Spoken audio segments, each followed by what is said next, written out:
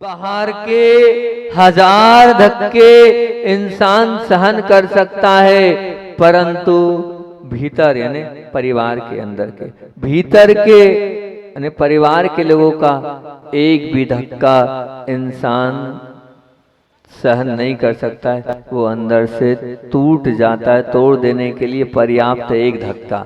इसलिए आप धक्का मत दो। और किसको मत दो?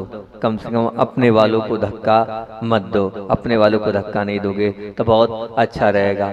ये जो मैंने को आपके बीच में जो बात रखी थी, वो बात ये रखी थी कि हम अपने कर्तव्यों को और अपनी जिम्मेदारियों को लिखें।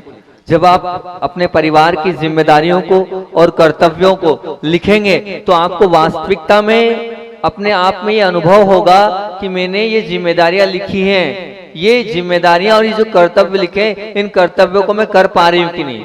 क्योंकि आप घर छोड़ के निकले थे तो किस भाव से घर छोड़ के निकले थे कि मैं घर छोड़ रही हूं तो मेरे सासू को, मेरे ससुर को, मेरे पति को और भी जो अन्य लोग, उनको बहुत अच्छे से रखूंगी, उनका पूरा ध्यान रखूंगी। तो जो गाइडलाइन आपने तैयार करी थी, क्या उन गाइडलाइनों पर आप बिल्कुल जैसा आपने तैयार किया था, जैसा आपने लिखा था, वैसा मान रहे हैं?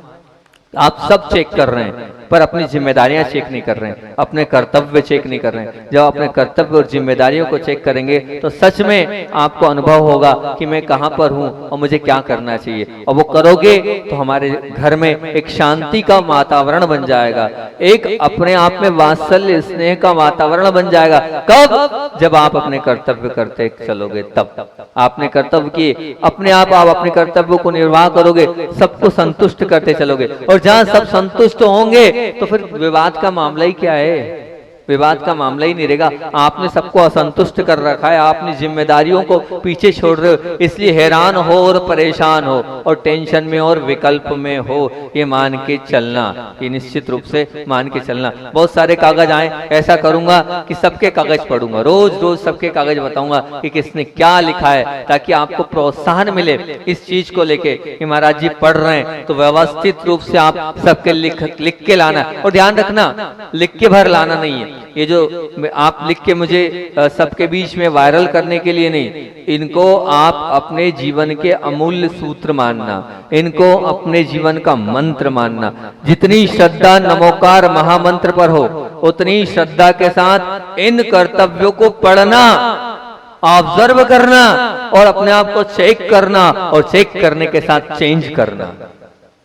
चेक भर मत करना, उसके साथ चेंज करना। जब चेक करोगे, चेंज करोगे तो निश्चित ये मान के चलना आपके अंदर की वो प्रफुल्लता, वो प्रसन्नता आती चली जाएगी और आप सहजता से अपने घर में बहुत अच्छे से रह पाएंगे। आज घर घर में यही चीज है, आज घर घर में वाद विवाद का कारण है। और उस वाद विवाद का कारण हम बोले महाराज कोई नमोकार मंत्र की माला या और कोई मंत्र दे दो, हमारे घर में शांति आ जाए।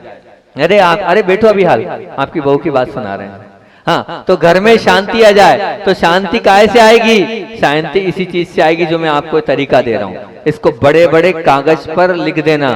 अभी तो कुछ और बताऊंगा जिसको और चिपकाना अपने घर में। आपका बेडरूम है, आप जहाँ सोते हो या आप जहाँ बैठते हो या आप जहाँ मेडिटेशन करते हो या जब माला फेरते हो, ये बड़े बड़े अक्षरों में इन कागजों को आपको चिपकाना है। क्या करना है? चिपकाना है। तो ये चिपका कर आप रखोगे तो ध्यान रहेगा कि मैं कर रही हूँ कि नहीं कर रही हूँ, अपनी जिम्मेदारियों को बहुत अच्छे से पूरा निभा रही हूँ कि नहीं निभा रही हूँ। तो ये जो जिम्मेदारियां हैं, ये जिम्मेदारियां आपकी, ये कर्तव्य आपके जीवन के धरोहर है, ये आपके जीवन का धर्म है, यही साक्षात आपका कल्याण का रास्ता है।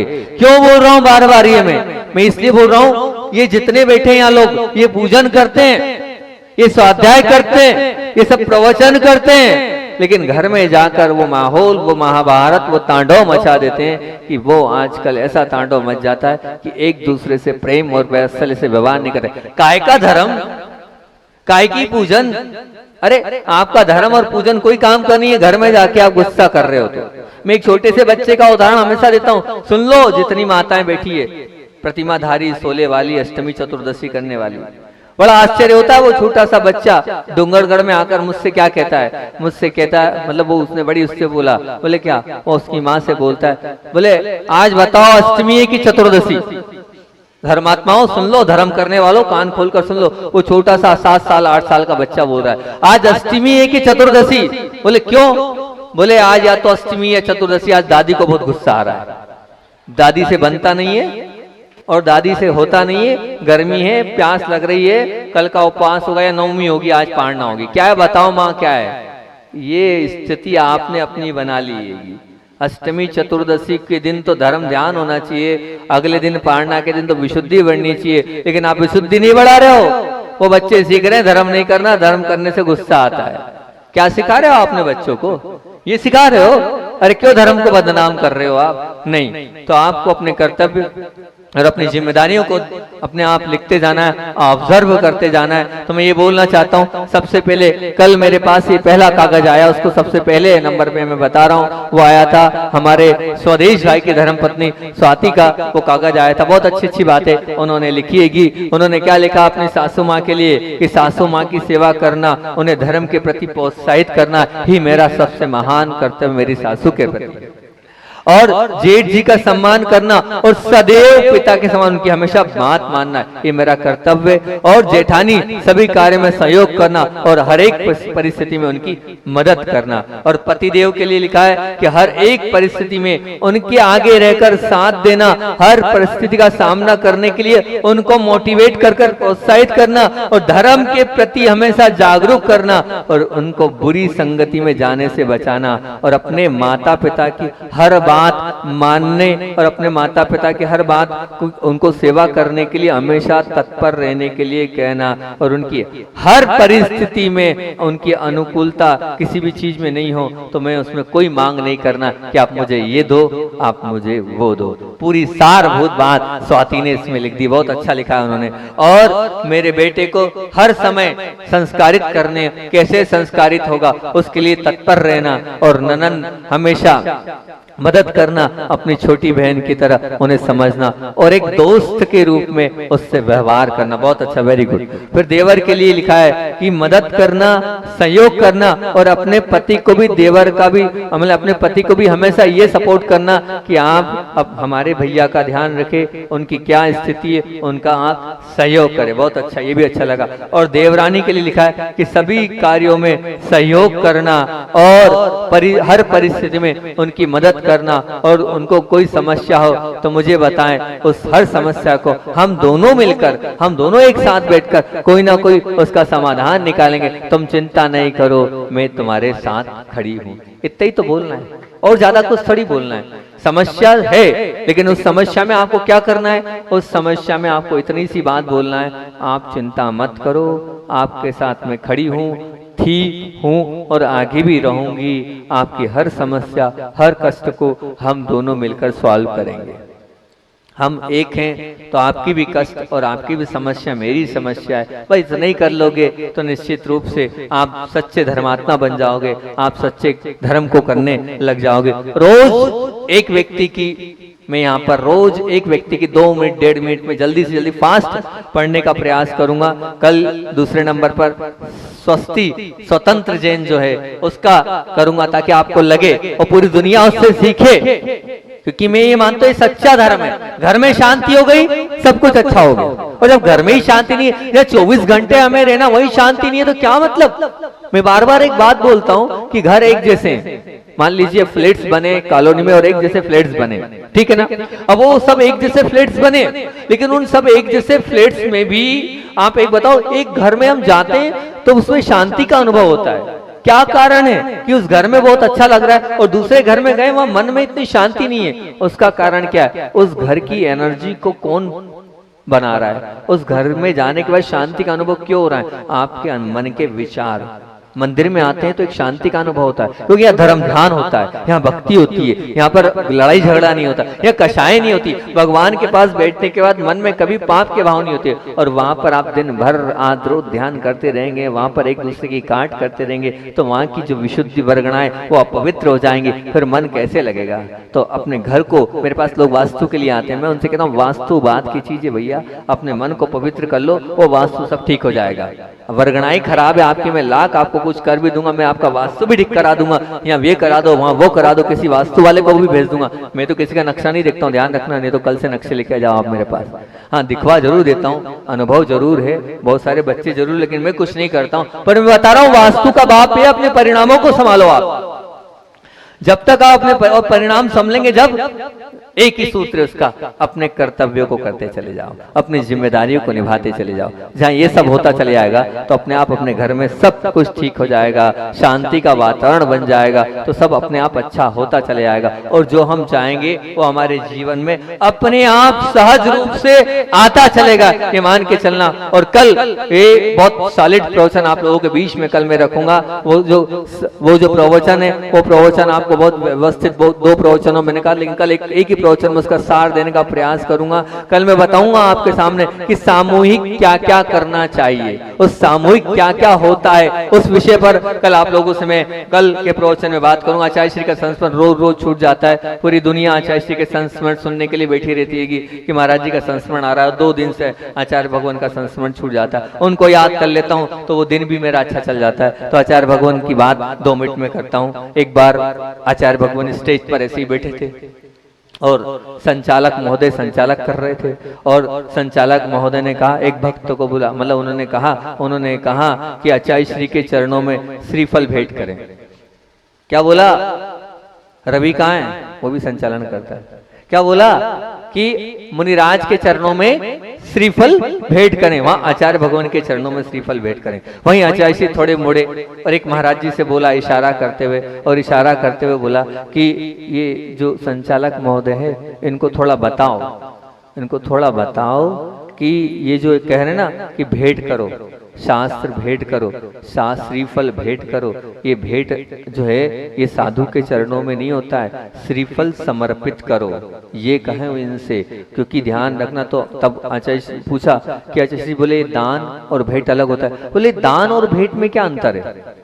आचार्य श्री जी दान और भेंट में क्या अंतर है? तब आचार्य श्री जी ने बड़ा अच्छा जवाब दिया और उन्होंने कहा कि ध्यान रखना, भेंट किसको दी जाती है? बोले भेंट राजा को दी जाती है, भेंट मित्र को दी जाती है, और भेंट मेहमान को दी जाती है, वस्तु को दी उसको दी जाती है। लेकिन साधु संतों के चरणों में तो क्या होता है? बोले शास्त्र दान होता है। जो स्वीकार करता है, जो रखता है, उसको भेंट दी जाती है। और बोले साधु के चरणों में तो क्या करा जाता है? बोले दान दिया जाता है, आहार दान होता है, शास्त्र भेंट होता है। शास्त्र भेंट नहीं होता है। तो शास्त्र क्या होता है? वहाँ शास्त्र को हमें क्या करना? शास्त्र का दान करना चाहिए। तो ध्यान रखना, आपको श्रीफल वहाँ क्या है? वहाँ श्रीफल चढ़ाना चाहिए, श्रीफल भेंट नहीं बोलना है, श्रीफल चढ़ाना है। और क्या? शास्त्र दान करना है। भेंट किसको दी जाती है? भेंट अपने बीच में दी जाती है। कितनी बड़ी बात, छोटी सी बात लेकिन बहुत बड़ी बात गुरुदेव ने सिखाई। हम इसी प्रकार से उनसे सीखते चले और अपने जीवन को महान बनाते चले। बोलिए आचार्य भगवान विद्यासागर जी महामुनि राज की। एकजुट हो, एक से नहीं जुड़ो और बेजोड़ बनो। इस हाइको पर अपनी चर्चा चल रही है, पारिवारिक प्रवचन श्रृंखला चल रही है अपनी, और मैंने जो पूर्व के प्रवचन का सार दे रहा हूँ। तो एक जो समाधान, क्योंकि अपनी बात चल रही थी काय पर, किस पे चल रही थी? सबसे पहला बिंदु क्या था? भूल गए? सहयोग, वेरी गुड, बहुत अच्छा। दूसरा है अपना समाधान पर अपनी बात चल रही है कि परिवार के बीच में हम कैसे समाधान वृत्ति को लेकर आए और एक दूसरे का आपस में प्रेम वात्सल्य स्नेह बढ़ता चला जाए। तो उसी समाधान के बिंदु में मैंने 5 बातें तैयार करी थी और प्रवचन इसमें किया। 2-3 प्रवचन इस पर हुए थे, एक प्रवचन करके इसको मैं करूँगा। सबसे पहली बात तो 5 समाधान दे रहा हूँ। अगर ये 5 समाधान अगर आपके साथ हो जाए तो बहुत अच्छी बात है। सबसे पहली बात तो है सामूहिक भोजन, दूसरा है सामूहिक भाषण, तीसरा है सामूहिक भ्रमण, और चौथा है सामूहिक भजन, और 5वां है सामूहिक भगवान की वाणी का वाचन। ये 5 चीजें अगर आपने वास्तविकता में समझ ली, मान ली और इनको फॉलो अप कर लिया तो वो वात्सल्य, वो स्नेह, वो प्रेम जिसकी अपन लंबे दिनों से चर्चा कर रहे हैं वो हमारे घर और परिवार में आ सकता है। सबसे पहली बात तो क्या है? सामूहिक भोजन। क्योंकि वर्तमान में आज सामूहिक भोजन लगभग बंद सा हो गया है। सब अपने अपने समय पर भोजन करते हैं और अपना अपना काम में लग जाते हैं। पिता बेटे के साथ नहीं भोजन कर पाता है, बेटा पिता के साथ नहीं भोजन कर पाता है, भाई भाई के साथ भोजन नहीं कर पाते हैं। ये जो एक बहुत बड़ी समस्या है, जब एक साथ बैठकर जो भोजन होता है उस भोजन में प्रेम भी होता है, वात्सल्य भी होता है और स्नेह भी होता है, ये मान के चला। लेकिन आज ये समस्या बहुत बड़ी खड़ी हो गई है कि आज हम एक साथ बैठकर भोजन नहीं करते हैं। बताओ, जब पूरा परिवार एक साथ बैठकर भोजन करता है तो उस भोजन का आनंद ही कितना होता होगा।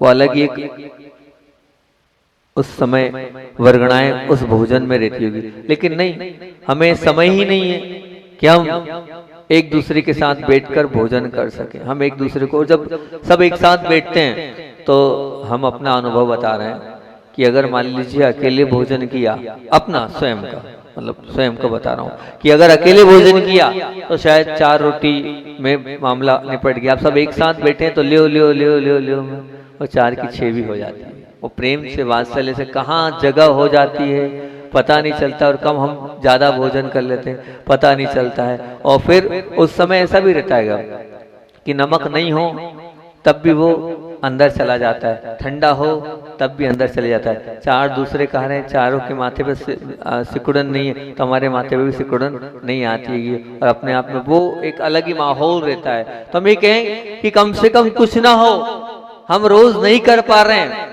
सामूहिक भोजन, तो कम से कम हम हफ्ते में एक दिन सामूहिक भोजन रखें। इस सामूहिक भोजन से क्या होगा, आपस का प्रेम वात्सल्य स्नेह बढ़ेगा। आप मान के चलना। और अगर मान लीजिए हमारा जो परिवार है वो अलग अलग हो गया है, मान लीजिए अलग अलग हो गया है और हमारे बड़े भाई अलग रहते हैं, छोटे भाई अलग रहते हैं, तो हमारा तो कहना ये हैगा कि रविवार के दिन कर लो आप, या आपकी जिस दिन दुकान की छुट्टी होती है उस दिन कर लो। पूरा परिवार एक दिन इस घर में आहार करेगा, एक दिन उस घर में आहार करेगा। सच कह रहा हूँ, ये नियम ले लो आप बासा वालों कि हम क्या करेंगे। 4 भाई हैं, अब स्थितियां नहीं है, इतना छोटा मकान है और 4 भाई अलग अलग हो गए। क्या हो सकता है आपस में नहीं पटी हो जेठानी की और देवरानी की, तो अलग अलग हो गए। ठीक है, अलग अलग हो गए, कोई बात नहीं। लेकिन मेरे भाव तो ये हैं, अगर बासा वाले मेरी बात मान जाएं तो सामूहिक भोजन नहीं हम कर पा रहे पूरे खानदान पूरे परिवार के साथ। 4 भाई हैं, एक रविवार को इनके घर, एक रविवार को उनके घर, एक रविवार को इनके घर। ऐसा अगर माहौल बन जाए तो वो पूरा परिवार कब मिलता है। मान लीजिए कोई मरण हो गया तब होता है ना, एक साथ भोजन। या कब होता है, कोई शादी विवाह हो तब होता है, तब नहीं तो महीनों महीनों हो जाते हैं। एक भाई और बच्चों की बात ही नहीं हो पाती है कि वो इधर रहते वो उधर रहते वो उधर रहते। नहीं, बिल्कुल नहीं। मैंने एक परिवार से बोला था, तो अब उस परिवार से बोला तो वो अलग अलग जगह रहते थे, दूरियां थी, लेकिन उन्होंने इस बात को माना और दूरियां होने के बावजूद भी वो क्या करते थे, वहां आके रहते थे। इंदौर की बात है, एक जैन कॉलोनी में रहता है, एक उधर रहता है, लेकिन अलग अलग होने के बाद भी उन्होंने स्वीकार करी और उन्होंने बोला, बोले महाराज जी वास्तविकता में हम एक दूसरे से मिल ही नहीं पाते थे, बैठ ही नहीं पाते थे, बात ही नहीं कर पाते, लेकिन उस दिन सब इकट्ठे होते तो एक अलग प्रेम वात्सल्य का माहौल अलग ही लगने लगा। तो ये अगर सामूहिक भोजन अगर बन जाए, ये क्रिया अगर चालू हो जाए, तो इससे भी आप लोगों का प्रेम वात्सल्य स्नेह बढ़ता चला जाएगा। जो बड़े और जो परिवार है इस प्रकार से, और जो ज्वाइंट फैमिली नहीं है लेकिन हम लोग के बीच में भी है, तो कम से कम आप ही हो, मान लो आपके सदस्य 5, 7, 8 है, लेकिन एक दिन ऐसा तो तय कर लो कि हम सब बैठकर एक साथ भोजन करेंगे। आपका अलग समय, आपका अलग समय, उनका अलग समय नहीं, एक इतना तय कर लो कि भैया इस समय कम से कम हफ्ते में एक दिन, 7 दिन में एक दिन, 10 दिन में एक दिन, 15 दिन में एक दिन, महीने भर में एक दिन कर लो कि महीने भर में एक दिन हमारा ये समय होगा, इस समय में हम सब एक साथ बैठकर भोजन करेंगे, पूरे लोग एक साथ बैठेंगे और उसके बाद वहां पर हम एक दूसरे के साथ बैठकर भोजन करते हैं। लोग पिकनिक मनाने जाते हैं, अरे मैं कहता हूँ अपने घर में पिकनिक बनाओ। अरे पिकनिक जब मनाने जाते हैं ना, वो वहां सब एक साथ बैठकर भोजन करते हैं, तो ऐसी पिकनिक क्या आप अपने घर में नहीं बना सकते क्या? घर को आप पिकनिक स्पॉट नहीं बना सकते? पिकनिक मतलब क्या, एक अंदर से जहाँ वात्सल्य स्नेह प्रेम खुशी होती है वो पिकनिक कहलाती है। ऐसा मैंने समझा है पिकनिक। या वो कीटी पार्टी, आपकी जो किटी पार्टी थी वो क्या, यही तो है, हम एक दूसरे से मिलते हैं, बात करते हैं और हंसते हैं, मुस्कुराते हैं। तो वो कार्य हमारे घरों में होना चाहिए, सामूहिक भोजन हमारे घर में होना चाहिए, कटिबद्ध हो जाए हम, महीने में, 2 महीने में, 4 महीने में हो जाए तो बहुत अच्छी बात है। और मैं तो यहाँ तक कहता हूँ, उस तरफ तो हमने देखा है कि जैसे आप जिसको शुद्ध भोजन बोलते हैं, तो शुद्ध भोजन जहाँ लगता है, अगर कोई चातुर्मास में या कोई ऐसे मुनि महाराज आ जाते हैं, तो जिस घर में शुद्ध भोजन लगता है, 3 घर हैं मान लीजिए, तो 3 घर हैं, तो 3 घर में जहाँ शुद्ध भोजन लगता है, पूरा परिवार वहीं पर आता है और फिर वहीं पर भोजन करता है। पूरा परिवार जहाँ शुद्ध भोजन लगे, मतलब आप उसको चौका बोलते हो, मैं शुद्ध भोजन बोलता हूँ, आप लोग उसको चौका बोलते हो, तो जहाँ लगता है तो सब एक साथ ही पटगान करेंगे और एक साथ ही वहां पर एक ही घर में भोजन होता था। ये मतलब था, इतना भी हो जाए तो बहुत हम मानते हैं कि बहुत बड़ी बात, बहुत बढ़िया बात है। और कम से कम नहीं हो तो पर्वों में तो मिल जाए हम, महावीर जयंती है, दिवाली है, या और भी रक्षाबंधन है, उस समय सामूहिक भोजन हो जाए तो और अच्छा मैसेज जाता है और आपस में प्रेम स्नेह बढ़ता चला जाता है। ये बात पहली सामूहिक भोजन की। और दूसरी बात सामूहिक भाषण की। सामूहिक भाषण से तात्पर्य क्या है, लगभग बंद हो गया है। पूरा सप्ताह भी संपूर्ण परिवार एक साथ बैठकर नित नई बातें नहीं करता हुआ दिखाई देता है, बिल्कुल नहीं दिखाई देता है। स्थिति परिस्थिति इतनी बिगड़ गई है कि लोग ऐसा सुनाते हैं कि बच्चा अपने पिता, मतलब क्या होता है कि वो बच्चा विद्यालय चला जाता है और पिताजी फिर बाद में उठते हैं। यहाँ नहीं होगा, बासा में ऐसा नहीं होगा, लेकिन जो बड़े शहरों की स्थिति और बड़ी जगह की स्थिति बता रहा हूँ कि वहाँ ऐसा होता है कि वो बच्चा जब है सो पिता उठते नहीं, सो के उसके पहले बच्चा जो कहाँ चले जाता है, विद्यालय चला जाता है। और इधर रात को बच्चा सो जाता है और उसके बाद पिताजी आते हैं, तो बाप और बेटे का मिलन ही नहीं हो पाता, बातचीत ही नहीं हो पाती। तो आपके कर्तव्य कहाँ गए, बताओ, विचार तो करो इस चीज को लेकर कि हमारे कहाँ गए कर्तव्य। तो सामूहिक भाषण भी होना चाहिए। जब आप सामूहिक भोजन करोगे ना, तो ये निश्चित मान के चलना सामूहिक भाषण भी आपका होने लगेगा, आपके सामूहिक बातचीत भी होने लगेगी, एक दूसरे के साथ व्यवहार भी होने लगेगा। ये पहली कड़ी जुड़ गई तो निश्चित तौर से दूसरी कड़ी भी अपने आप जुड़ेगी। तो एक दिन वो भी तय करें कि हम एक साथ मिल बैठकर, हम उसको मालूम क्या बोलते हैं, क्या बोलते हैं, सुनोगे क्या बोलते हैं, हम संघ में उसको क्या बोलते थे, जब संघ में हम सब महाराज लोग बैठ जाते थे, तो हम लोग जब बैठते थे शाम को बैठ गए भक्ति के बाद, जब कोई श्रावक नहीं हो वो हमारा, क्योंकि जैसे आपका परिवार है वैसा हमारा भी परिवार है, हम महाराज लोग भी तो परिवार के ही हैं। सब बैठ गए तो बैठते थे, तो कुछ महाराज जी आते थे तो वो सब बोले चलो एमएमबी करेंगे। क्या करेंगे, एमएमबी करेंगे। एमएमबी मतलब समझते क्या होता है, मीठी मीठी बातें।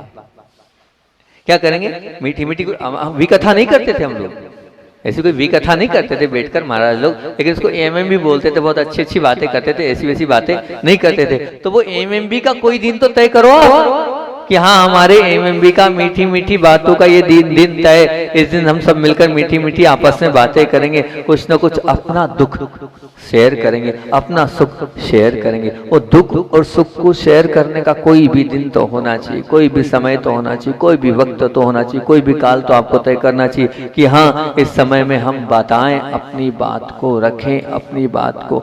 और निश्चित ही मान के चलना, जब आपके पास परेशानी हो और परेशानी के समय जब आप अपनी परेशानी सबके बीच में रखते हैं कि ये वाली समस्या है, तो जब ये वाली समस्या 10 लोगों के बीच में रखते हैं तो अपने अपने दिमाग, अपने अपने सुझाव, अपने अपने तरीके सब देते हैं, तो उसमें निश्चित वो जो आपकी समस्या है वो सॉल्व हो सकती है और हो भी जाती है। पर आप अपनी बात को सब लोगों के बीच में रखें, तो वो भी एक सामूहिक भाषण का दिन भी आप रखें तो बहुत अच्छा हो जाएगा। और तीसरा सामूहिक भ्रमण।